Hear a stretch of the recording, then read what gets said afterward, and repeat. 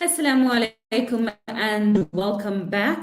This is Fazlin Franceman Talib with news and views on Salam Media. So, in our final segment of the day, we're going to be talking to Ashraf Gangrekar from the African Muslim Agency. Assalamu alaikum, Brother Ashraf. Wa alaikum salam rahmatullah, Sister Fazlin, and to the listenership of Salam Media. Thank you so much for having us once again. No problem. So, Brother Ahmed, But, Brother yeah, Ashraf, someone else. Ahmed also a No, beautiful no name. worries, no Um, worries. Brother Ashraf, what is the topic that we're going to be talking about today in our Fired Up segment? Sure. Well, quite honestly, I mean, for those alhamdulillah who've been, tuning into the series since I think maybe obviously the first week of Ramadan, I've tried to share with people in a sense my perspective, and I'm happy obviously to be corrected and to be, let's say, engaged on this. And so today, my focus has been, habits that we can inculcate in our life post Ramadan, in terms of seeing Ramadan as this month of growth and obviously growing closer to Allah, but within ourselves in terms of our character. So, in fact, I was going to speak about this on Friday past, but then my brother Hassan Chunara was, he had to speak from Afghanistan and then did that. But to cast our mind back quickly, the Friday past, the last Friday of Ramadan, is International Al Quds Day, and it's seen as the day of the oppressed, as it were. And so I was going to speak about it on that, and I thought, it's never too late. The reminder is good for the believer. And so let me speak about it now. And in a nutshell, the notion of protesting and protecting Masjid al-Aqsa, and particularly obviously what's happening in Palestine, is paramount on our minds. And this is compulsory, and one was heartened to see the turnout in our country and indeed in the rest of the world. And Allah accept, inshallah. But I thought, Fazlan, is what I thought I would do, as I've done almost every time we've spoken, was to take those bigger, wider concepts and bring it into our personal lives. And so today I want to Mm, perhaps ask ourselves and remind ourselves about our situation when we are in positions of power, and particularly the men. Now, my brothers might be thinking I'm knocking them, but I mean, this is, to be honest, it is often the man that has more power, either physically or economically, or whatever the case may be, or it's perceived to be so.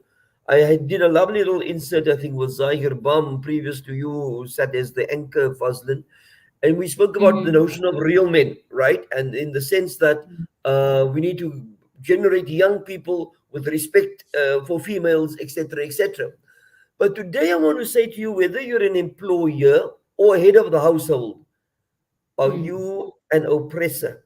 Meaning, do you then deal with people who are perceived to have less authority or power than what you have with the iron fist, by simply taking away their sense of humanity and dignity, by not in inverted commas, but by oppressing them?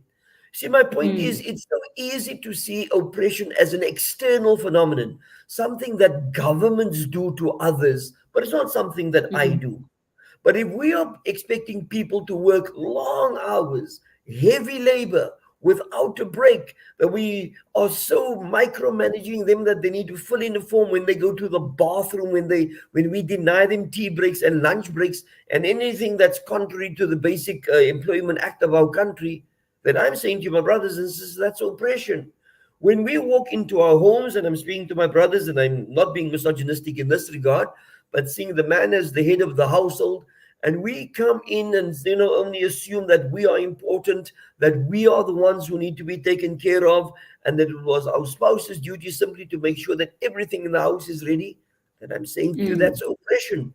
And if we are then guilty of that, then the first thing, as I've always said throughout the series, is to want to create the awareness within ourselves, and then say, now that I'm aware, I will turn to my Lord and ask Him to help to remove this vice from my heart.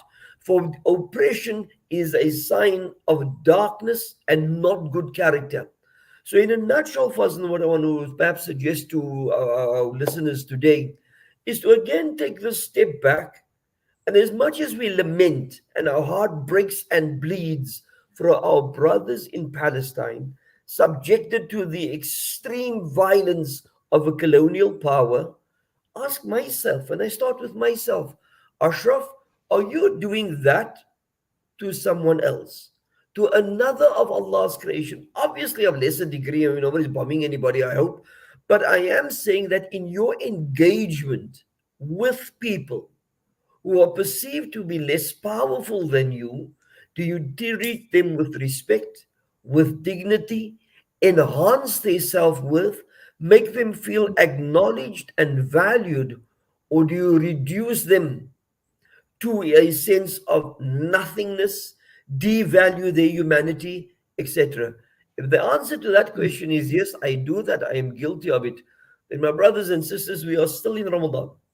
Turn to our Lord, Mm, seek His forgiveness, and seek His help to rid our heart from this terrible vice of dhulm, of mm, oppression. mm.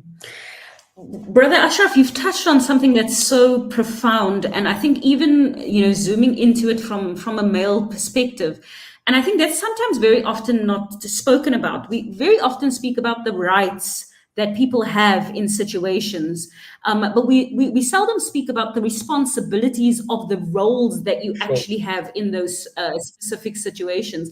So, with regards to and obviously when you don't fulfill those responsibilities in many instances, you do start going into the oppression, the dhulm space. And I think this is a very poignant reminder for everybody, males and females, Sure. just in terms of your personal space, because we can think about oppression as something that is out there with rulers and people with great positions of power, but we all have powerful positions in our own immediate circles.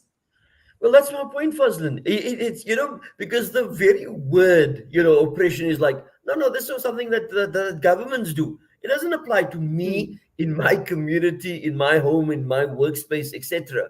But you see, it does because it starts with us. And so mm, it is one thing, as I said, to be rejecting and condemning, as we should, international oppression of any other people.